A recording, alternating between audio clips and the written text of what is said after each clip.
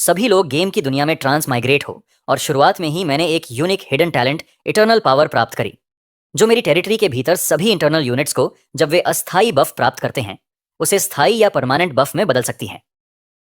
मैं एक पल के लिए हैरान रह गया, फिर तुरंत चौंक कर चिल्लाया, जब भी एक बार सपोर्ट स्किल लगाओ तो वो परमानेंट बूस्ट बन जाता है। ये तो बिल्कुल हैक जैसा है। लेकिन जो बात मुझे और भी ज्यादा उत्साहित कर रही थी वो ये थी कि ये जो आइस सर्वाइवल वर्ल्ड है ये वही गेम वर्ल्ड था जिसे मैं पहले खेल चुका था। मेरे पास गेम एक्सपीरियंस होने के कारण इस नए युग में मैं निश्चित रूप से दूसरों से आगे निकलकर अपनी किस्मत बदल सकता हूं। लेकिन अगले ही पल मेरे पास अचानक एक औरत प्रकट हुई। वो मेरी मर चुकी बॉस की होने वाली पत्नी, मेरी भाभी लियो मुक्सियो थी। उसी समय सिस्टम ने नोटिफाई किया कि गेम अब फैमिली सर्वाइवल मोड शुरू करेगा। नए वर्जन में एक परिवार को एक यूनिट माना जाएगा जिसमें अधिकतम 4 लोग एक ग्रुप में होंगे और जिनके पास कोई रिश्तेदार नहीं है। उन्हें उनके आसपास के लोगों के साथ रैंडमली ग्रुप कर दिया जाएगा। मैं तुरंत समझ गया। अपने पिछले जीवन में मैं भाभी को बॉस के अंतिम संस्कार में ले जाने के लिए गाड़ी लेकर निकलने वाला था और उसी समय गेम रियलिटी में आ गया जिससे हम दोनों एक ही टीम में आ गए। फिर मेरा ध्यान मेरे सामने आए प्रोफेशन सिलेक्शन पैनल पर गया। वर्तमान में प्लेयर 5 प्रोफेशंस में से एक चुन सकता है: cold iron mechanic, polar warrior, Frost मेज, अरोरा नाइट और स्नो हंटर। मेरे गेम एक्सपीरियंस के अनुसार इनमें सबसे मजबूत कोल्ड आयरन मैकेनिक है, लेकिन वह लेट गेम प्रोफेशन है और अर्ली स्टेज में बहुत कमजोर होता है, जबकि पोलर वॉरियर और स्नो हंटर की अर्ली स्ट्रेंथ अच्छी होती है लेकिन लेट गेम में वे कमजोर पड़ जाते हैं। बाकी बचे फ्रॉस्ट मेज और ओरोरा नाइट में ओरोरा नाइट एक सपोर्ट रोल होता है जो टीममेट्स के साथ काम करता है, जबकि फ्रॉस्ट मेज का परफॉर्मेंस अर्ली और लेट दोनों स्टेजेस में अच्छा रहता है। इसलिए मैंने सीधे फ्रॉस्ट मेज प्रोफेशन चुन लिया। बधाई हो, आपने सफलतापूर्वक फ्रॉस्ट मेज प्रोफेशन चुन लिया है। एलिमेंटल एफिनिटी अनलॉक हो गई है, कोल्ड रेजिस्टेंस थोड़ी बढ़ गई है। इनिशियल इक्विपमेंट स्टोरेज बॉक्स में डाल दिया गया। उसी समय सिस्टम ने नोटिफाई किया, रात होने में अभी 4 घंटे 32 मिनट बाकी हैं। इसके अलावा न्यूबी प्रोटेक्शन पीरियड के दौरान मॉन्स्टर्स कैंप पर हमला नहीं करेंगे। न्यूबी प्रोटेक्शन अभी 5 दिन 17 घंटे बाकी है। यह देखकर मेरी भौहें सिकुड़ दें। अभी का टेम्परेचर -32 डिग्री सेल्सियस है और रात में यह और 20 डिग्री सेल्सियस गिर जाएगा। इस एक्सट्रीम कोल्ड से बचने के लिए मुख्य रूप से कैंप फायर और स्पिरिट बीड कैबिन पर निर्भर रहना होगा। कैंप फायर अभी आसानी से उपलब्ध है जो 10 मीटर के दायरे में टेम्परेचर को 5 से 20 डिग्री सेल्सियस तक बढ़ा सकता है। यह अभी के लिए पर्याप्त है, लेकिन डैमेज्ड स्पिरिट बीड कैबिन को रिपेयर करने के लिए स्टोन और वुड की आवश्यकता होगी। सौभाग्य से कैंप फायर के पास ही सफेद पत्थरों का एक ढेर और कटी हुई लकड़ियां मौजूद थीं। मैं उन्हें इकट्ठा करने ही वाला था कि पास में खड़ी लियो मुक्सियो ने भी सिस्टम मैसेज समझ लिया और बोली, ए शिंग, उस प्रप ने मुझे प्रोफेशन चुनने को कहा है, मुझे क्या चुनना चाहिए? मैंने कहा, भाभी आप ऑरोरा नाइट चुनिए। यह सुझाव मैंने थोड़ा अपने फायदे के लिए दिया था। ऑरोरा नाइट के पास लेट गेम में कई पावरफुल बफ्स होते हैं, लेकिन वे बहुत शॉर्ट ड्यूरेशन के होते हैं। लेकिन मेरी इटर्नल पावर टैलेंट के साथ इन बफ्स को परमानेंट बनाया जा सकता है। सोच सकते हैं, अगर एक पूरी आर्मी के पास परमानेंट बफ्स हो तो उनकी कॉम्बैट पावर कितनी भयानक होगी। लियो मुक्सियो ने मेरे निर्णय पर कोई शक नहीं किया। इस अजनबी दुनिया में वो केवल मुझे ही जानती थी। फिर मैंने इनिशियल रिसोर्स बॉक्स खोला और bread stone x, stone hammer आदि प्राप्त किए। इसके बाद मैंने तुरंत रिसोर्सेज इकट्ठा करना शुरू किया और डैमेज्ड स्पिरिट बीड कैबिन को रिपेयर करने लगा। इस दौरान लियो मुक्सियो भी मदद करना चाहती थी, तो मैंने उसे कैंप फायर अपग्रेड के लिए रिसोर्सेज इकट्ठा करने को कहा। जल्द ही कैंप फायर लेवल 2 पर अपग्रेड हो गया, जिससे टेम्परेचर रेंज 20 मीटर तक बढ़ गई। उसी समय स्पिरिट बीट कैबिन भी सक्सेसफुली रिपेयर हो गया और सिस्टम ने नोटिफाई किया कि टेरिटरी इंटरफेस अनलॉक हो गया है। बधाई हो, अब आप और अधिक बेसिक फैसिलिटीज बना सकते हैं। सिस्टम ने फिर नोटिफाई किया क्योंकि आप पूरे सर्वर में स्पिरिट बीड कैबिन बनाने वाले पहले सर्वाइवर हैं। आपको रिवॉर्ड के रूप में skill book ice healing technique प्राप्त हुई। आइस हीलिंग टेक्निक यह कुछ मेंटल एनर्जी कंज्यूम करके टारगेट को हर सेकंड उसकी मेंटल पावर का 0.8% हेल्थ के रूप में रिस्टोर करती है। यह इफेक्ट 3 सेकंड्स तक रहता है। स्किल बुक्स आमतौर पर बहुत रेयर होती हैं, इसीलिए यह एक अनएक्सपेक्टेड रिवॉर्ड था। फिर मैंने अपना पर्सनल पैनल खोला और बिल्डिंग सेक्शन में जाकर पोलर कैबिन बनाने का ऑप्शन चुना। यह फूड कंज्यूम करके पोलर वर्कर्स को समन कर सकता है जो आपके लिए काम करेंगे। इसमें 4 लोगों की ताकत है। रिपेयर टाइम 45 मिनट्स है और अधिक लोगों की मदद से रिपेयर स्पीड बढ़ाई जा सकती है। गेम एक्सपीरियंस के अनुसार पहला बेस्ट स्टेप यही है कि पोलर कैबिन को जल्दी से बिल्ड किया जाए। इसीलिए मैंने लियो मुक्सियो को बुलाया और हम दोनों ने मिलकर काम शुरू किया। जल्द ही पोलर कैबिन बनकर तैयार हो गया। बहुत जल्दी पोलर ह्यूमन हट की मरम्मत पूरी हो गई। साथ ही सिस्टम पॉपअप आया। तुम पूरे सर्वर में पोलर ह्यूमन हर्ट बनाने वाले पहले सर्वाइवर हो। रिवॉर्ड में 50 ब्रेड प्राप्त हुए। मैं बेहद खुश हो गया। एक पोलर ह्यूमन को रिक्रूट करने के लिए 5 फूड चाहिए थे। इस रिवॉर्ड के साथ मैंने सीधे 4 पोलर ह्यूमंस रिक्रूट कर लिए। इसके अलावा पोलर ह्यूमंस की अपनी जान भी थी, तो अब प्रेशर भी नहीं रहा। लेकिन याद रखने में आसानी के लिए मैंने उनके नाम फिर से रख दिए, द ज्वांग और ज्वांगसन, ज्वांग और सी ज्वांग। मैंने बिल्डिंग पैनल चेक किया। इस समय अभी भी indoor furnace, crafting table, lumber mill और टेलर शॉप जैसी बिल्डिंग्स बनाई जा सकती थी, लेकिन इन सब के लिए बहुत सारे रिसोर्सेज चाहिए थे। इसीलिए मैंने सीधे दवांग और इर्जवांग को पेड़ काटने भेज दिया ताकि वुड मिल सके। सन जवांग और सीजांग को पत्थर तोड़ने भेजा ताकि स्टोन ब्लॉक्स मिल सके। जहां तक मेरी और लियो मुशुए की बात थी, बोन फायर को लेवल 3 तक अपग्रेड करने के बाद हमने मौजूद मटेरियल्स का इस्तेमाल किया। फिर अंदर जाकर फायर स्ट्रोक बनाया और कुछ सिंपल फर्नीचर पे। ये सब करने के बाद मैंने आखिरकार राहत की सांस ली और चैट पैनल देखने लगा। वॉटलन डे जोल चैनल खोला तो देखा कि लगभग सभी लोग नई दुनिया को लेकर भ्रम की शिकायत कर रहे थे। मैंने सोचा कि किसी ने भी यह गेम नहीं खेला है, लगता है मेरे अलावा। तभी कैंप के बाहर से अचानक एयर जुआ की आवाज आई। मुझे देखते ही एडजंग जल्दी से बोला, लॉर्ड, कैंप के बाहर के जंगल क्षेत्र में एक बड़ा स्नेक है। द जुआंग को काट लिया है, वो अब नहीं बचेगा। मैंने तुरंत दावांग का पैनल खोला तो देखा कि उसका हेल्थ आधा रह गया है और उस पर हैवी पॉइजन का स्टेटस भी है, लेवल 1 का पॉइजनिंग। लेकिन मैंने राहत की सांस ली। बस ल्यू मुक्शुए से एक प्यूरिफिकेशन स्किल इस्तेमाल करवा दूं तो ठीक हो जाएगा। फिर ल्यू मुक्शुए ने धीरे से कहा, सेक्रेड अरोरा तुम्हें आशीर्वाद दे। तुरंत ही दाजवांग का पॉइजन खत्म हो गया और मैंने उसी समय आइस हीलिंग टेक्निक का इस्तेमाल किया तो देखा कि दाजवांग के सिर के ऊपर लगातार हरे रंग के +2 के नंबर्स उठने लगे। उसी समय सिस्टम ने नोटिफाई किया, आइस हीलिंग टेक्निक सफलतापूर्वक इस्तेमाल हुई। टैलेंट इटर्नल पावर सक्रिय हो गया। यह स्किल अब परमानेंट स्टेट में बदल गई है। मैं तुरंत चौंक गया। यह भी परमानेंट बफ बन सकता है? मुझे उम्मीद नहीं थी कि हीलिंग स्किल भी, लेकिन मैं तुरंत उत्साहित हो गया। इसका मतलब है कि अब द जुआंग एक अनलिमिटेड हीलिंग फ्रंट लाइनर बन गया है।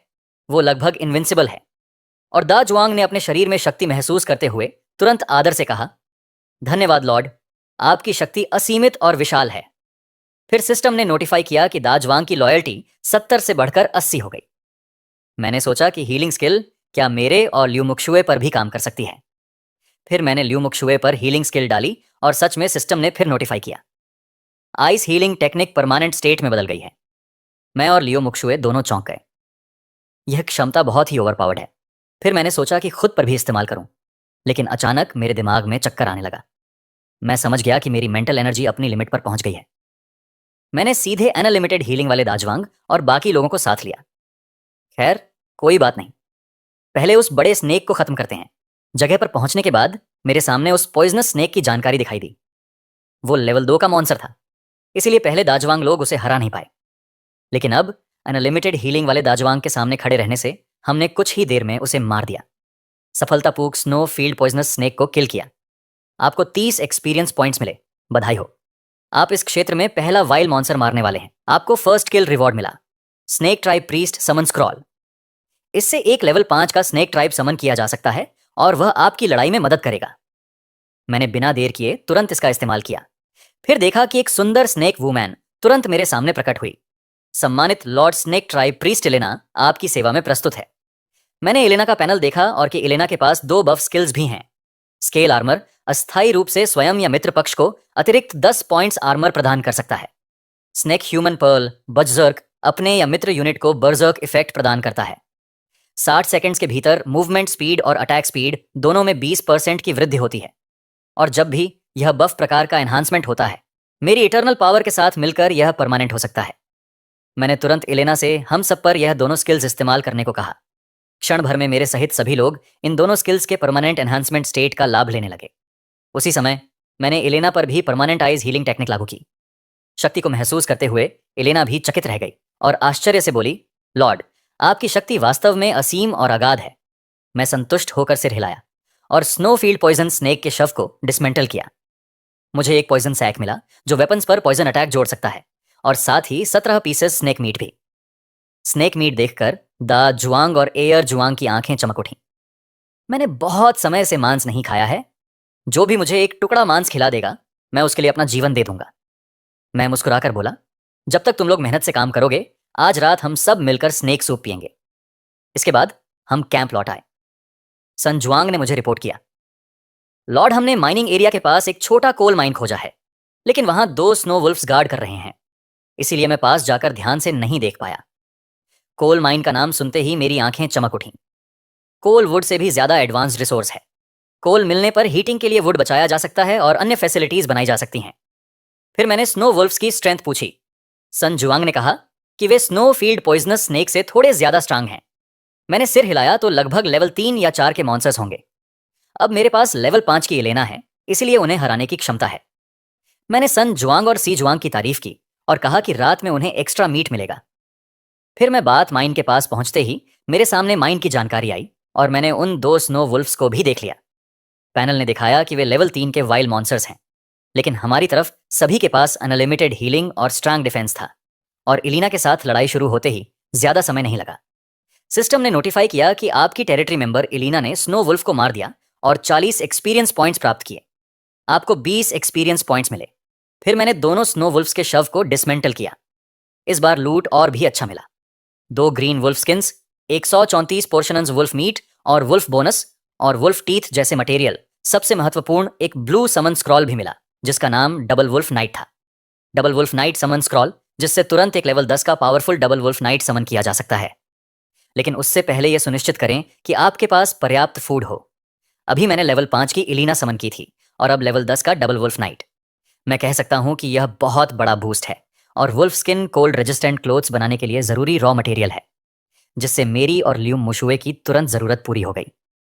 मैंने एक वुल्फ स्किन ल्यू मुशुए पर डाल दी, जो ठंड से कांप रही थी। ल्यू मुशुए ने मेरी ओर कृतज्ञता से देखा।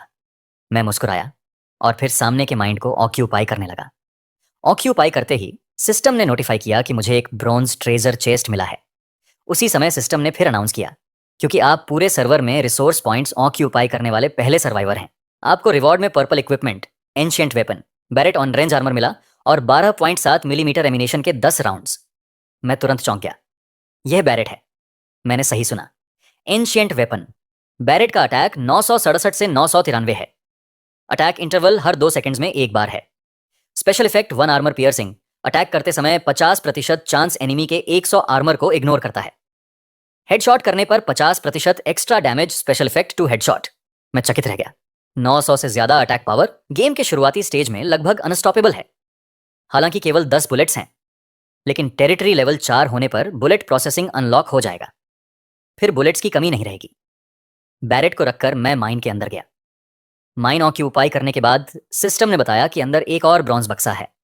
बक्सा खोलते ही मुझे बहुत सारे रिसोर्सेज मिले और एक मार्केट ब्लूप्रिंट भी, जिसे बनाकर अन्य सर्वाइवर्स के साथ ट्रेडिंग की जा सकती है। फिर मैंने बाकी आइटम्स देखे।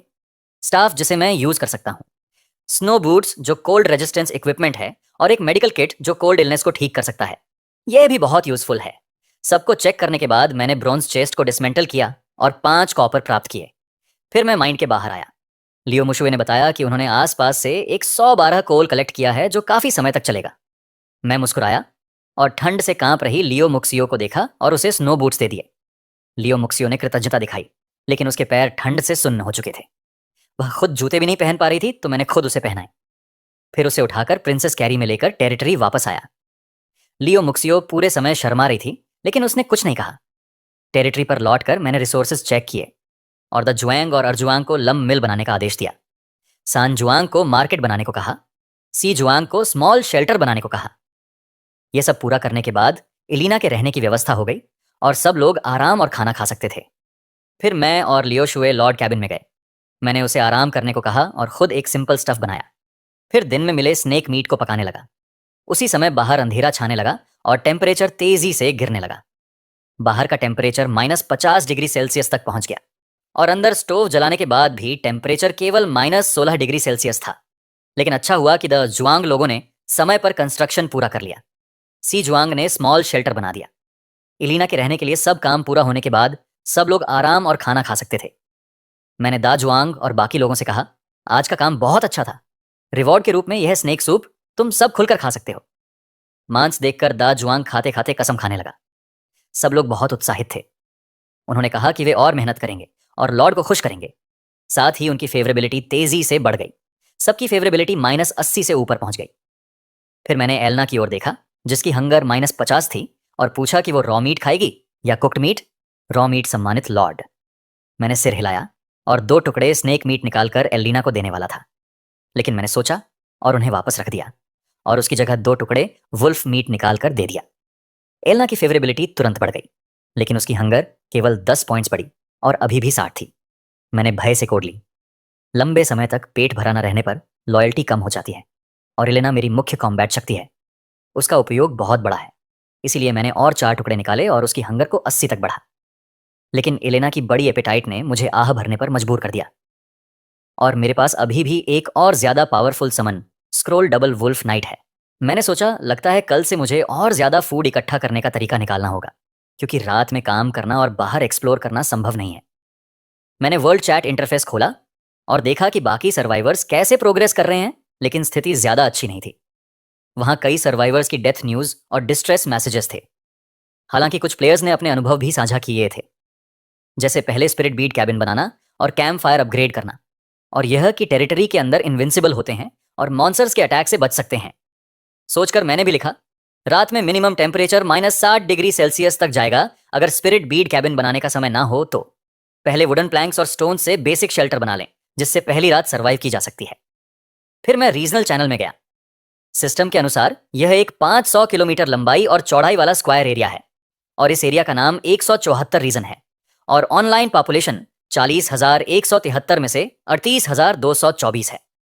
जहां तक चैट कंटेंट की बात है, मैंने देखा कि ज्यादातर लोग आसपास के शहरों से हैं।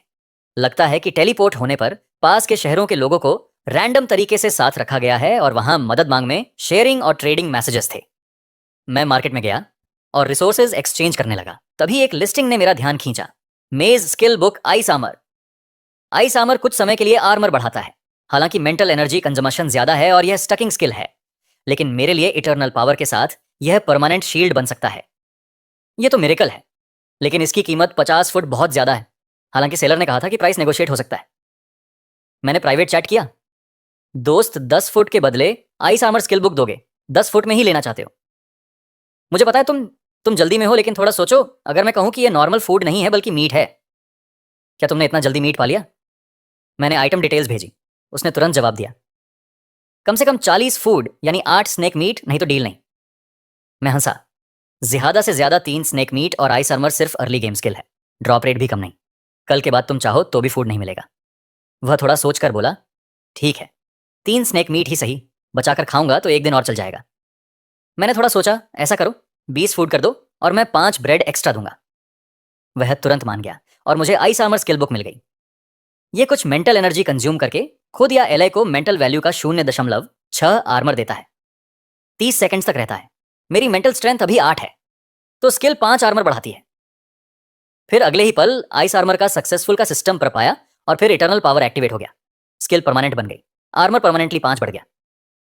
मैं बहुत खुश हुआ। अब मेरा आर्मर 15 हो गया। लेवल 3 से नीचे के मॉन्स्टर्स मुझे डैमेज भी नहीं दे पाएंगे। फिर मैंने ल्यू मुशुए को भी आइस आर्मर दिया और ल्यू मुशुए ने भी चैट चैनल से बाकी सर्वाइवर्स की स्थिति जानी। उसे समझ आया कि हर कोई उसकी तरह लकी नहीं है। अब उसे एहसास हुआ कि वह एक वार्म स्प्रिट बीट कैबिन में रह रही है। फिर उसने कहा, धन्यवाद अशिंग, अगर तुम नहीं होते तो मैं शायद बाहर ठंड से मर जाती। कोई बात नहीं भाभी, हम दोनों एक टीम में हैं तो हमें मिलकर सर्वाइव करना होगा। मैं तुम्हारी मदद कर रहा हूं तो अपनी भी मदद कर रहा हूं। मैं जल्दी इस दुनिया में एडजस्ट हो जाऊंगी और तुम्हारे लिए बोझ नहीं बनूंगी। फिर मैंने गुड नाइट कहा और हम दोनों सोने की तैयारी करने लगे। तभी अचानक किसी ने ल्यूमुए को फ्रेंड रिक्वेस्ट भेजी। वो उसकी माँ थी और वीडियो कॉल आया। ल्यूमुशुए ने थोड़ा सोचा और एक्सेप्ट कर लिया। तुरंत उसकी माँ बी यूनलन बोली, शाउश, तुम्हारे पास एक्स्ट्रा फूड है या नहीं? तुम्हें पता नहीं तो हमें थोड़ा सपोर्ट करो। मैं और तुम्हारे 2 भाई और तुम्हारे पिता बहुत बुरी हालत में हैं। उस बॉक्स में बहुत कम फूड था जो दाबाऊ शाबाऊ के लिए भी काफी नहीं। काफी देर सुनने के बाद लियो मुशुए हल्की मुस्कान लाई। जैसे ब्लू स्टार पर था, वैसे ही यहां भी उसके माता पिता को उसकी चिंता नहीं थी। सीधे उससे फूड मांग रहे थे। उसे याद आया कि ब्लू स्टार पर उसे मजबूर किया गया था किसी लोकल गैंग लीडर से शादी करने के लिए। अच्छा हुआ कि शादी से पहले ही वह मर गया और वह इस नई दुनिया में आ गई और उस नाइटमेयर फैमिली से मुक्त हो। इसीलिए उसने कहा कि उसके पास एक्स्ट्रा फूड नहीं है। लेकिन तभी उसके पिता ने पूछा, शाउश, क्या तुम हमें झूठ बोल रही हो? तुम घर में रह रही हो और कह रही हो कि फूड नहीं है, और तुम्हारे शरीर पर जो फर्क कोट है वह कहां से आया? तभी पास से एक बच्चे की आवाज आई, माँ पापा दीदी के पास वुल्फ स्किन है, दीदी ने वुल्फ मारा है, उसके पास मीट है। अच्छा तुम हमसे झूठ बोल रही हो, तुम्हारे पास मीट है और परिवार को नहीं दे रही, तुम कृत हो, तुम कमीने। तुमने तो अपनी माँ को भी धोखा देने की हिम्मत कर ली। तुम्हारे पास मांस होते हुए भी तुम परिवार के साथ बांटना नहीं चाहते हो ना तुम। एहसान फरामोश, मैंने तुम्हें इतना बड़ा बेकार ही पाला।